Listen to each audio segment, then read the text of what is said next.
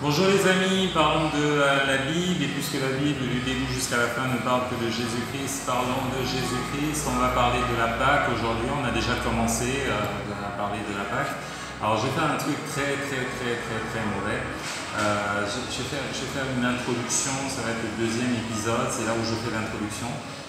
C'est très bizarre, en fait tous les gens qui me connaissent ne seront pas véritablement surpris que je fasse une introduction au deuxième épisode. Ça explique la raison pour laquelle j'ai eu pas mal de problèmes lors des dissertations de philosophie, d'histoire géo et tout ça. Je prenais un tout petit peu de liberté avec la méthodologie. Mais pourquoi parler de la Pâque en fait? C'est un sujet qui moi véritablement m'a fasciné, comme beaucoup de sujets de la Bible. Ça m'a intéressé. Vraiment connaître tous les détails de la Pâque, comment ça s'est passé et tout le reste. J'ai l'impression qu'on est véritablement en train de s'arrêter à la surface au lieu d'aller dans la profondeur du sujet et de voir dans quelle mesure Jésus-Christ est en train de réaliser toute la loi. Déjà, la première chose, c'est qu'il faudrait connaître la loi. C'est une chose qui est quand même relativement importante et sur laquelle nous sommes relativement défaillants. Mais c'est vraiment très intéressant. À partir du moment où vous fouillez, où vous essayez de creuser un petit peu, vous trouvez des choses qui sont particulièrement intéressantes. Alors vous me connaissez, l'une des premières raisons, il y en a plusieurs, mais je vais vous en donner trois comme ça, juste en passant.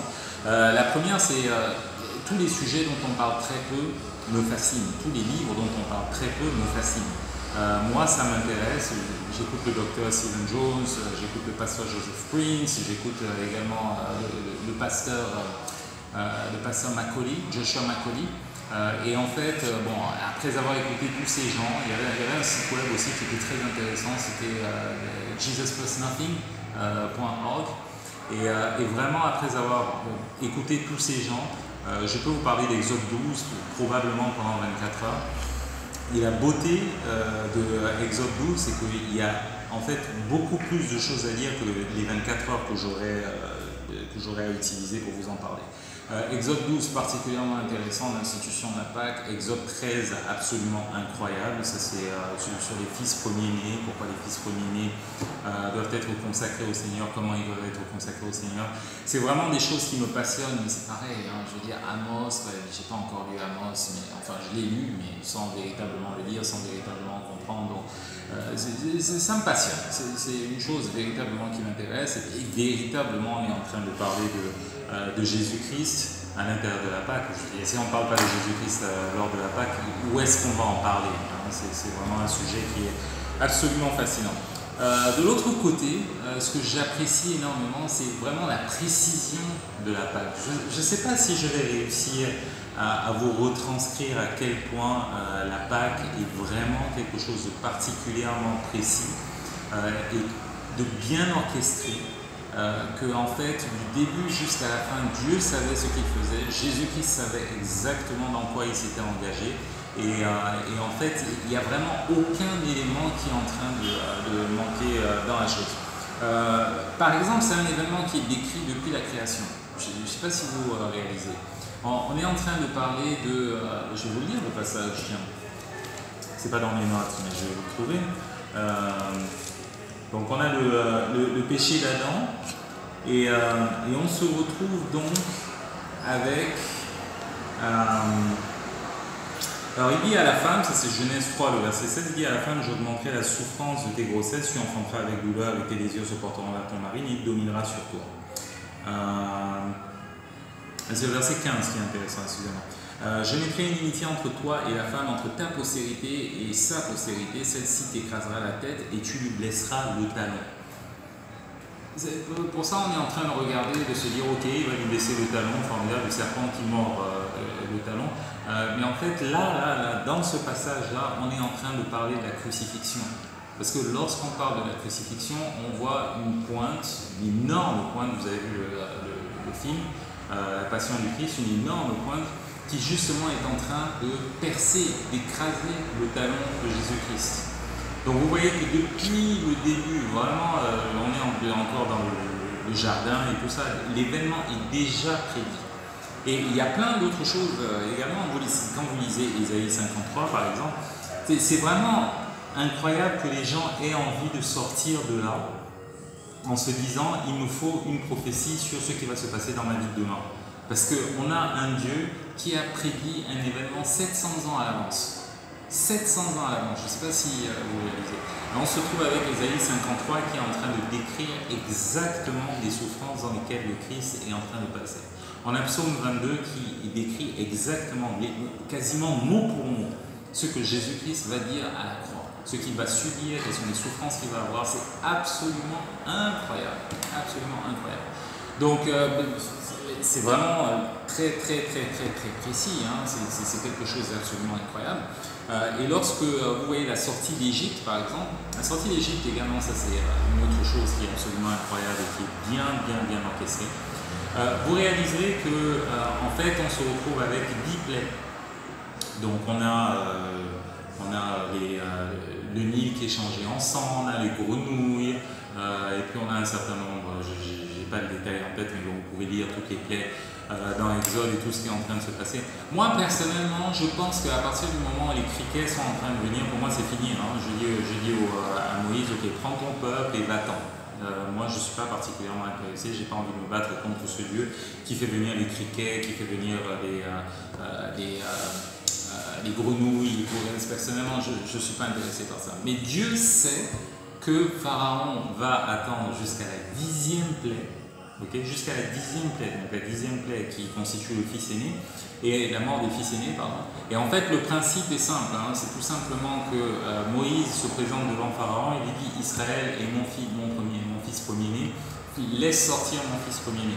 Tu ne veux pas faire sortir mon fils premier-né, il n'y a pas de problème, à ce moment-là, je tue ton fils premier-né. » Donc c'est un peu la logique derrière toute cette chose. Et la sortie correspond exactement au jour où Abraham a fait, où Dieu en fait a prêté serment avec Abraham. Je ne sais pas si vous réalisez, moi j'ai déjà du mal à aller à la même heure, au même endroit tous les jours.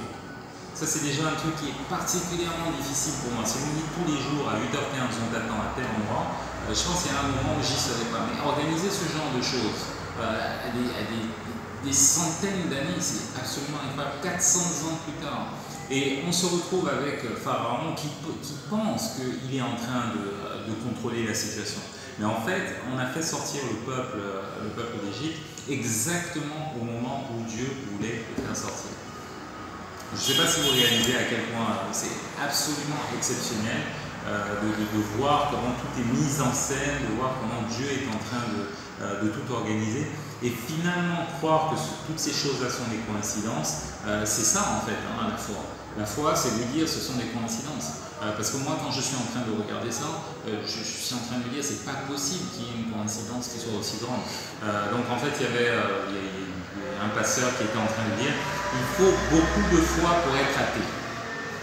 Si vous êtes athée, ça veut dire que vous avez beaucoup de foi. C'est vous qui êtes en train de croire dans des choses qui sont absolument incroyables, alors que finalement, lorsque vous mettez toutes ces choses ensemble, vous vous rendez compte que Dieu est véritablement au contrôle de toutes choses. Il y a vraiment une intelligence qui est notre Dieu, qui est notre Père, et qui est en train d'organiser toutes ces choses. Alors, la troisième raison qui m'intéresse particulièrement, hein, quand je suis en train de regarder tout ça, ça me détourne de mes propres problèmes, ça me détourne de mes propres difficultés et de tout ce que je vis, parce que finalement je suis en train de réaliser que je suis tout petit, extrêmement petit. Il y a beaucoup de choses qui m'échappent, il y a beaucoup de choses que je ne comprends pas, et finalement tout ce qui est en train de se passer se passe pour mon bien sans nécessairement que je sois au courant, mais le plus important c'est que Dieu est en train de contrôler toutes ces choses. J'ai commencé ces petites émissions à une période de ma vie qui vraiment n'était pas très sympathique, qui était vraiment très dur. Je suis en train d'en sortir maintenant, mais ça a été vraiment un soulagement de voir toutes ces choses, d'apprendre toutes ces choses, parce que finalement j'étais en train de me rendre compte que ma vie ne valait pas grand chose. Ce qui donne de la valeur à ma vie, c'est Jésus-Christ qui est mort pour moi. Mais finalement, je suis en train de réaliser qu'il y a d'autres choses qui sont largement plus grandes que moi, d'autres choses qui sont mises en jeu et qui sont largement plus importantes que ma personne et que mon confort. Et du coup, quand je suis en train de regarder tout ça, je suis dans la paix, parce que je suis en train de me dire, Dieu est en train de gérer toutes ces choses. Donc c'est un peu ce que moi je ressens quand je lis quelque chose sur la Pâque. Il y a bien sûr d'autres sujets, hein, la Pâque, la Pentecôte, et surtout les tabernacles, et le jour des expiations et le jour des trompettes. Ça, c'est vraiment des sujets qui, ces derniers temps, me passionnent énormément.